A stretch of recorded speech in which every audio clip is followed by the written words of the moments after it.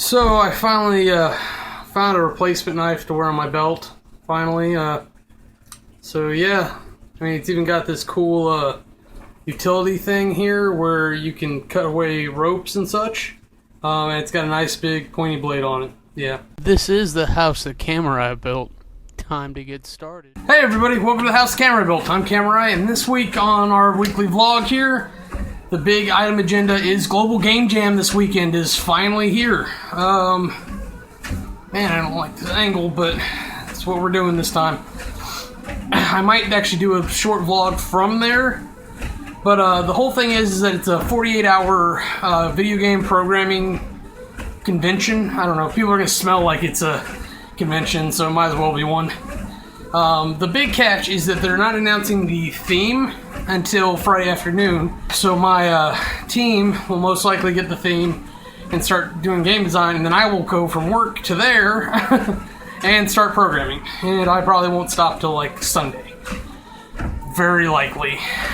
That's gonna be my weekend, trying to deal with this, and hopefully we'll end up with a somewhat viable game at the end of everything. In preparation to try to like get myself warmed up, kind of like you go running before you go run a marathon. I've been trying to work on GameBox and troubleshoot issues there.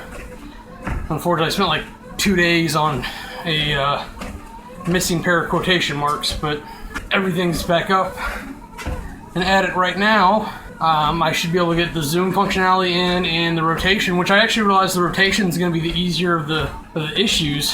I just gotta sit down and figure out how to address it. I've concentrated on the other issue and not realizing that it was going to be harder because of how views work in Game Maker. But if I get Game Jam out of the way this weekend, I should be able to get back to that next week. And hopefully by Valentine's Day, I should have a beta ready to release. And maybe we can play some Catan through GameBox. I think that'd be a lot of fun. Other than that, I've really just been kind of busy at work. I did get a George Foreman grill finally. It doesn't really cook as even as I thought it was. Maybe I'm doing something wrong. I'll look at it. And I bought this old rice cooker that I don't know how that's going to work out, but yay! Easy ways to cook stuff quicker with less effort so I can eat more at-home meals and possibly be healthier. I don't know. Still sort of kind of reeling from Blackfish and talking about that, because that's one of the reasons she picked the stupid thing was so that to raise awareness. I just think it was the wrong forum to do that, especially since this is an issue where, like, if people come down on the wrong sides, it's really hard to maintain and repair that.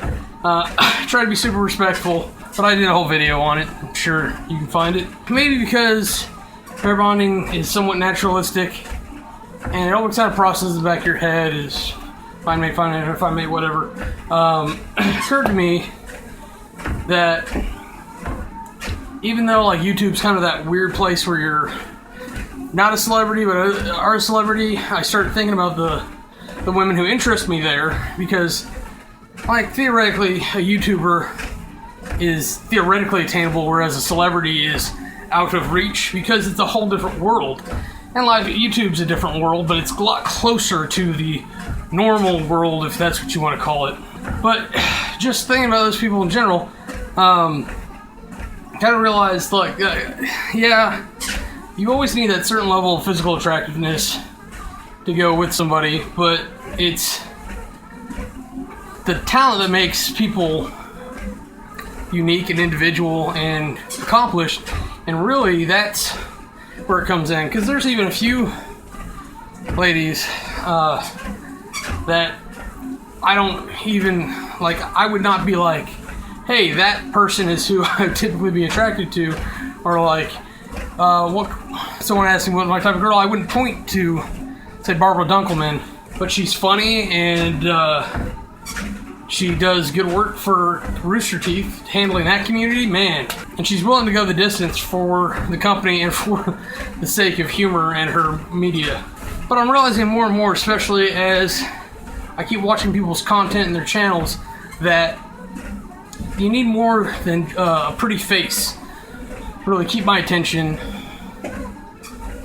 Yeah, and I'm starting to find people who maybe that's where it started, and it's really not upkeeping. It's just a dangerous precedent in life, I think, to go with that sort of assumption. And it's that thing where it's like, don't judge a book by its cover. Well, what's the first thing you see on the book? Is the cover. So if it doesn't look like something like you want to pick up and read, you never pick it up. You're not going to read it just because it exists as a book. So while it's a dangerous area in life, it's kind of interesting to look at that and just think about it, because it won't work if you just pick up every book. My apologies. I got a bit frustrated with my train of thought after that, and I failed to come to the point that while you can't judge books by their covers, you very well can't waste your time reading every book either.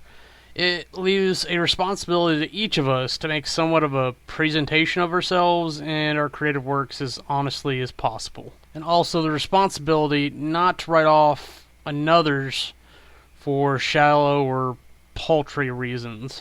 And don't be elitist. If you can't stop a bullet with your body, you're not better than me. Next time you see me, I'll either be at or after Global Game Jam on here, so I'm Kamurai, and if you don't like me, fight me. If you want to see anything else we're up to, go ahead and click the annotations, and they'll take you to our other channels.